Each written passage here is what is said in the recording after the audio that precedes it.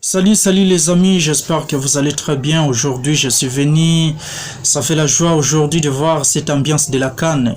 Beaucoup de pays étaient engagés dans cette compétition, mais nous avons vu à un certain moment certaines équipes dont on appelait même des équipes favorites être éliminées, entre autres l'équipe du Maroc qui était par beaucoup des analystes pensaient que non, Maroc c'est un pays exceptionnel africain qui est arrivé à un niveau de demi-finale lors de la Coupe du Monde passée. Les football, il y a toujours des changements. Et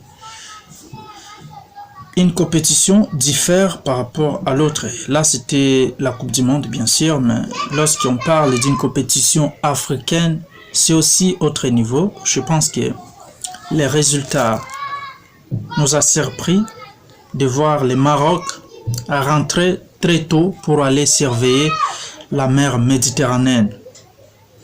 Je pense que Sali, les Marocains, les amis marocains surveillaient bien la mer qui nous sépare avec l'Europe. Surveillez bien parce que les Européens risquent de terminer tout ce qui est potentialité dans cette mer qui nous sépare, parce que nous devons aussi avoir aussi les contrôles sur cette mer-là, la mer Méditerranée. Je pense que c'est un plaisir pour nous de voir aujourd'hui certains pays, entre autres la RD Congo, et bye bye aussi au pays du Sénégal, de Sadio Mané, qui n'a pas duré dans la compétition, bien qu'il était venu avec une vitesse. Mais, comme on a toujours dit, les premiers seront les derniers et les derniers seront les premiers. C'est ainsi la Côte d'Ivoire a surpris tout le monde. La Côte d'Ivoire, personne ne s'y attendait.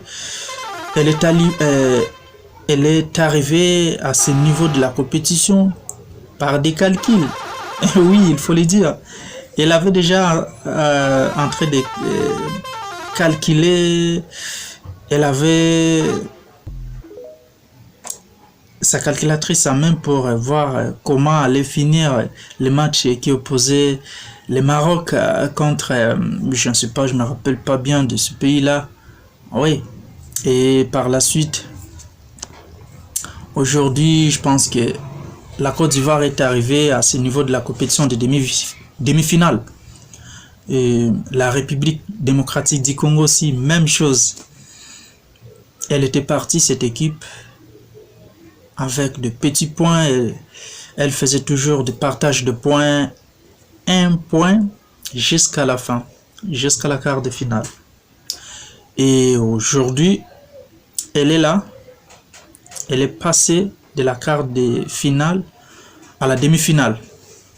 Je pense qu'aujourd'hui, nous devons encourager nos joueurs, nos léopards, pour cet exploit exceptionnel. Personne ne s'y attendait, sauf moi et certains Congolais. Parce qu'on avait déjà commencé à insulter certains de nos joueurs. Non, Bakambu, il n'est plus meilleur comme avant. Oui, c'est vrai, le football, c'est comme ça. Ça peut marcher aujourd'hui et demain, ça ne marche pas. C'est normal. Bakambu, je peux même dire qu'il faut toujours lui donner confiance parce qu'il n'y a pas longtemps, on l'appelait Bakagol. Ce n'est pas pour dire que si ça ne fonctionne pas dans certains 3 à 4 matchs, que Bakambu est fini comme ça. De 1, je pense que Bakambu, si vous voyez très bien les classements, Cédric est toujours placé comme l'attaquant principal. Mais lorsqu'il est placé comme attaquant principal, il faut maintenant qu'il soit servi par les DL. Mais on ne le fait pas jouer. Il ne reçoit pas donc de beaux ballons, raison pour laquelle il a du mal à se retrouver. Je pense qu'il faut encore lui donner confiance. Je suis d'accord avec le coach parce que chaque match, on lui donne quand même confiance. Question seulement de recommander à Wissa, Meshak de bien alimenter M. Cédric. Il va toujours nous surprendre. Je pense que l'avenir nous donnera raison. Nous allons encore commencer à l'appeler Bakagol. Il n'y a pas longtemps.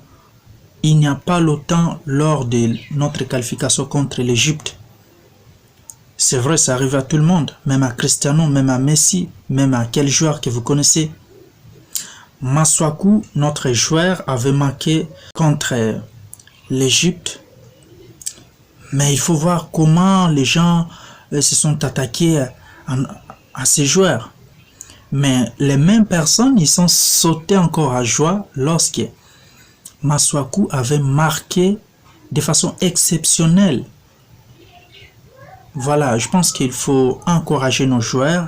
Soyons tous déterminés derrière nos joueurs. Parce que je vois tout le monde ces derniers temps en train de faire des vidéos pour encourager nos léopards. En l'occurrence, Maître Gims qui porte ces derniers temps une varèse avec les dorsales numéro 5. Dadju qui saute de joie. Voilà, c'est vraiment, ça prouve que les Congolais descendent, ils sont toujours derrière nos léopards.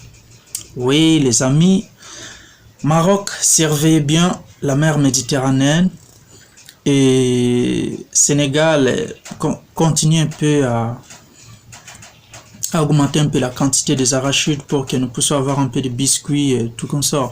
Voilà, nous sommes toujours en compétition. Nos voisins, surveillez bien les fleuves. Nous serons de retour qu'à la fin de la compétition. Merci. À la prochaine, c'était David Mikomene.